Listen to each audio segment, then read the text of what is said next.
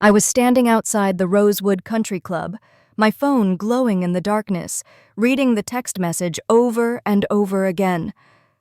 "Don't come tonight. Trust me on this." My husband's words. My hand was shaking, and I had a choice to make. I could turn around, drive home, and pretend this was normal. Or I could walk through those doors and face whatever he was hiding from me. I chose the doors. And what I found inside didn't just change my marriage, it changed everything. But before we get there, do me a favor.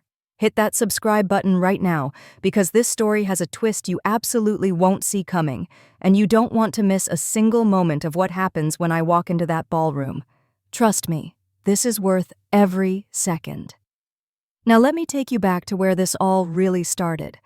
My name is Gabrielle, and 3 years ago, I thought I'd found my fairy tale. I was 31, working as an architect, and I'd just landed my first major commercial project. To celebrate, my firm bought a table at this charity art auction downtown. I wasn't really into the whole fancy event scene, but my boss insisted I network. That's where I met Richard.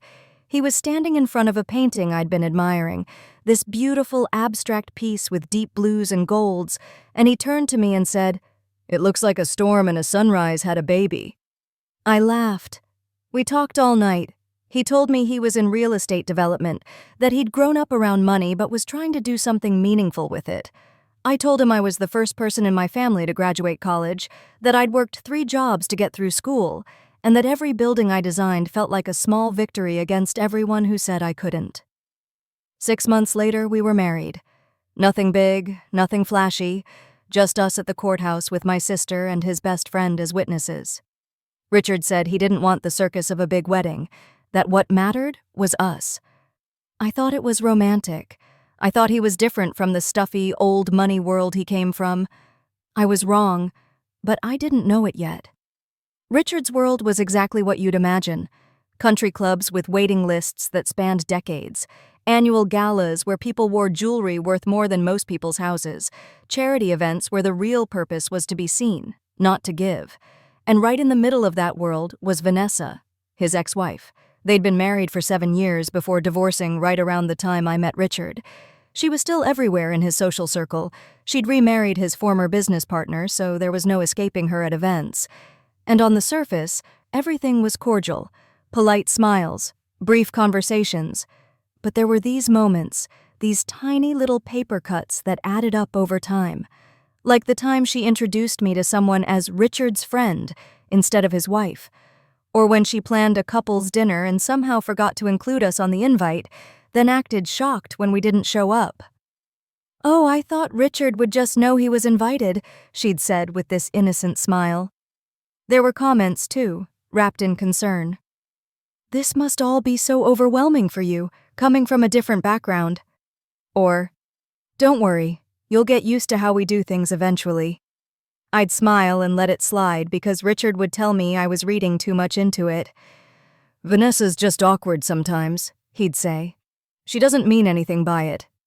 So I swallowed my discomfort and told myself I was being oversensitive. Then came the announcement about the annual gala. Every year, Richard's father's foundation held this massive fundraiser. It was the biggest event of their social season, the kind of thing that got covered in the society pages. This was going to be my 3rd one, and I was actually excited. I'd commissioned a custom dress from a designer I'd met through work, this stunning emerald gown with gold threading. I'd cleared my entire schedule. I'd even practiced small talk in the mirror, which sounds ridiculous, but I wanted to feel confident. The morning of the gala, everything seemed normal. Richard kissed me goodbye before heading to his office. "See you tonight," he'd said. "You're going to be the most beautiful woman there." I spent the day getting ready, getting my hair done, my makeup perfect.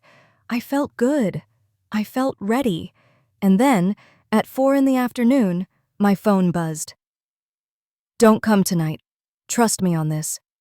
I stared at those words until they blurred. I called him immediately. He answered on the 4th ring, and I could hear voices in the background, like he was in a restaurant or a bar. "Richard, what is this? What do you mean, don't come?" He sighed, and it was the kind of sigh that made my stomach drop. Look, I know the timing is terrible, but Vanessa's father passed away 3 days ago. She's really struggling, and tonight's going to be hard for her. It would just be easier if you sat this one out. Be understanding, baby. Please. Understanding. That word hit me like a slap. Be understanding of his ex-wife's grief, but what about understanding me? What about the fact that I was his wife, that I'd planned for this, that being excluded from major events in his life made me feel like I didn't really belong? I opened my mouth to say all of that, but he cut me off. I have to go. We'll talk later. I love you. And he hung up. I sat there in my custom dress, holding my phone, feeling like the floor had disappeared beneath me. Then I called my sister, and I could barely get the words out before she interrupted me.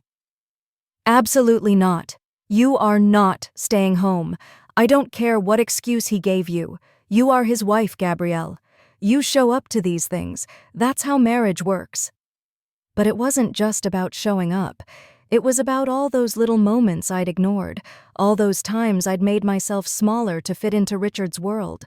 I thought about every "you're being too sensitive" and every "you're reading into it." I thought about how I'd twisted myself into knots trying to be the right kind of wife for him, the kind that didn't make waves or ask uncomfortable questions.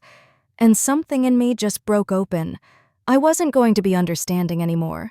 I was going to be present. The Rosewood Country Club looked like something out of a movie. The driveway was lined with luxury cars, and men in tuxedos and women in gowns were gliding through the entrance like they were born to this. I pulled up in my car, alone, and I could see the valets exchange glances. They knew. Everyone in this world always seemed to know the gossip before it even happened. I handed over my keys, straightened my shoulders, and walked toward those massive oak doors. The ballroom was breathtaking. Crystal chandeliers caught the light and scattered it like diamonds across the ceiling. There were ice sculptures and champagne towers and a string quartet playing something classical and beautiful. The room was packed with everyone who mattered in Richard's world, and they were all dressed in their finest, laughing and networking and performing their roles perfectly. And then I walked in. I saw Richard first. He was standing near the bar with a group of men in tuxedos, laughing at something someone had said. Then his eyes found me, and I watched his face go completely white. The laugh died on his lips. His champagne glass froze halfway to his mouth. For a second, he looked like he'd seen a ghost. Then Vanessa turned around. She was wearing black, which I assumed was for mourning, and her hand was wrapped around a wine glass. When she saw me, her eyes went wide, and I swear the glass tilted in her hand, the red wine sloshing dangerously close to the rim. She caught it just in time, but the shock on her face was unmistakable. And then something strange happened. The people around them noticed Richard and Vanessa's reactions and turned to look at me. Then more people turned. And more. It was like a wave rippling through the entire ballroom. Conversations stopped mid-sentence. The quartet kept playing, but it felt like the music was suddenly too loud, filling up all this new silence. People were staring at me, and I could see the whispers starting, people leaning into each other, hands covering mouths. I stood there in my emerald dress with my head high, and I didn't move. I wasn't going to run. I wasn't going to shrink. Richard recovered first.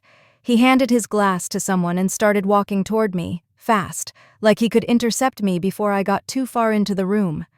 He reached me near the entrance, his hand going to my elbow, trying to steer me back outside. "Gabrielle, what are you doing here? I told you not to come." I pulled my arm away from him, and I made sure my voice was loud enough that people nearby could hear. "We need to talk, Richard. Right here, right now." His eyes darted around the room, measuring how many people were watching. "Not here, please. Let's go outside." "No." That one word felt like reclaiming something I'd lost. "I'm your wife. This is your family's event. Why didn't you want me here?" He was stammering, trying to find words that would work, when Vanessa appeared beside him. Up close, I could see that her eyes were dry. No tears, no redness. She didn't look like someone drowning in fresh grief. She looked calm. eerily calm.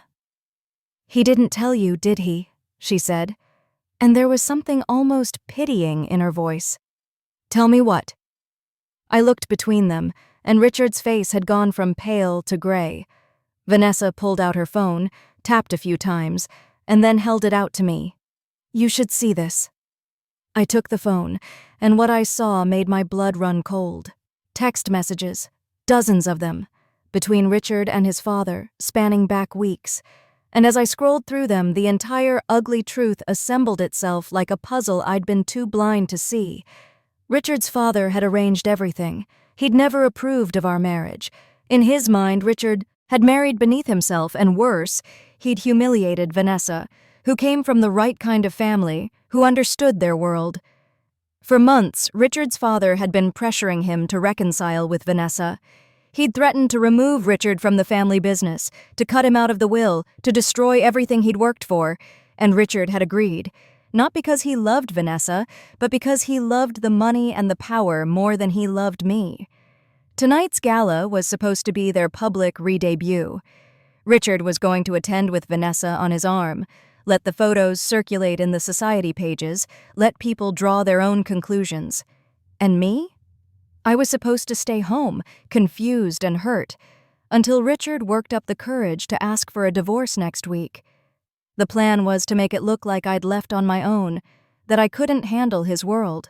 That way, he got to be the victim, and I got to be the failure. But Vanessa had forwarded me the texts, all of them. I looked up from the phone, and the entire ballroom was watching us now. No one was even pretending not to stare anymore. I found my voice, and somehow it came out steady. Everyone knew. Everyone here knew except me. Vanessa nodded. "I'm not proud of it, but yes, it's been the talk of our circle for weeks."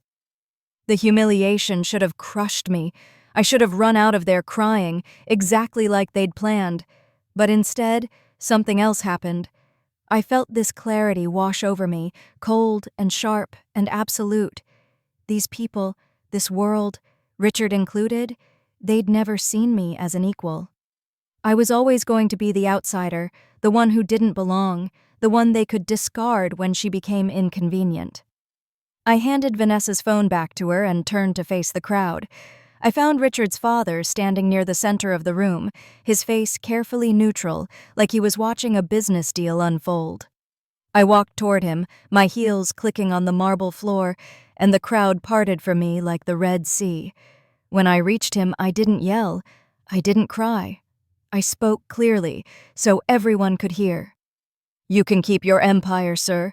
You can keep your country clubs and your galas and your bloodlines.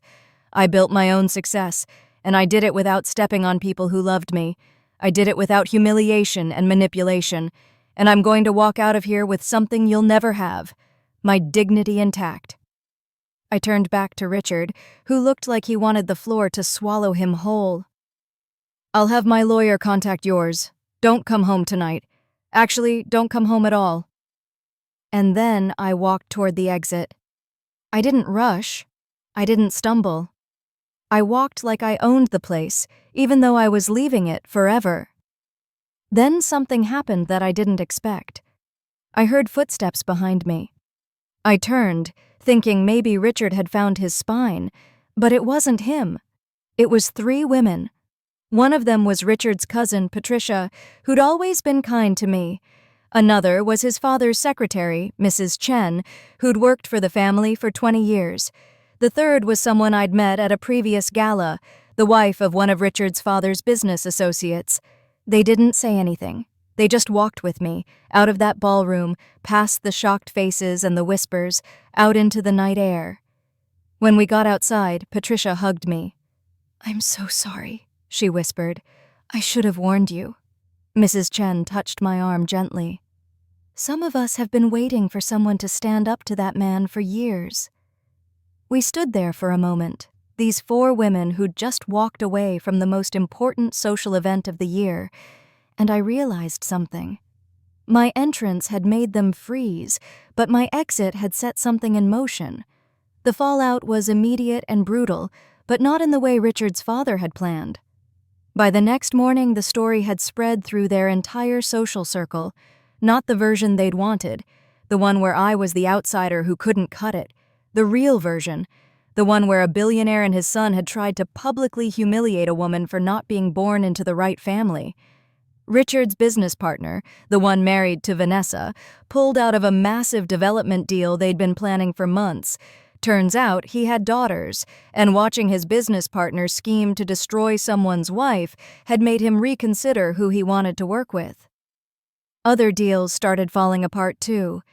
People were still polite to Richard's father at events, but the backroom handshake deals dried up.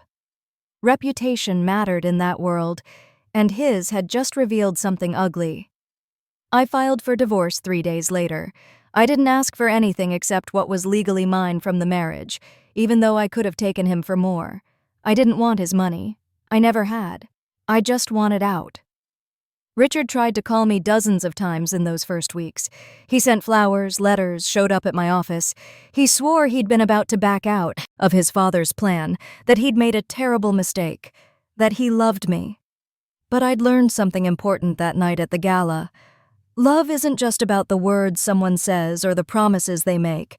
It's about the choices they make when those choices are hard. And Richard had chosen money and status over me every single time it mattered. 6 months after the divorce was finalized, something beautiful happened. My architecture firm landed a contract to design a new performing arts center downtown. It was the biggest project I'd ever worked on, the kind of career-defining opportunity I'd dreamed about since graduate school. During the first meeting with the project committee, I learned something interesting. Patricia, Richard's cousin, sat on the board. She'd recommended my firm specifically. A year later, I met someone new. His name was Leonard, and he was a music professor at the university. He had nothing to do with country clubs or society pages or old money. He wore mismatched socks and got genuinely excited about jazz theory and made me laugh until my sides hurt. When he introduced me to his family, he introduced me as the most talented architect he'd ever met and the woman he was falling in love with.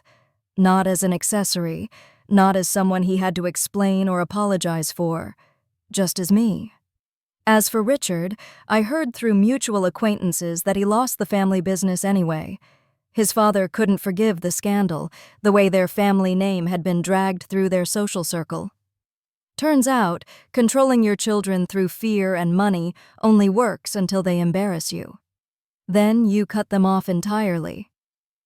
I don't think about Richard much anymore, but sometimes I think about that moment in the ballroom when I had to choose between my dignity and making other people comfortable.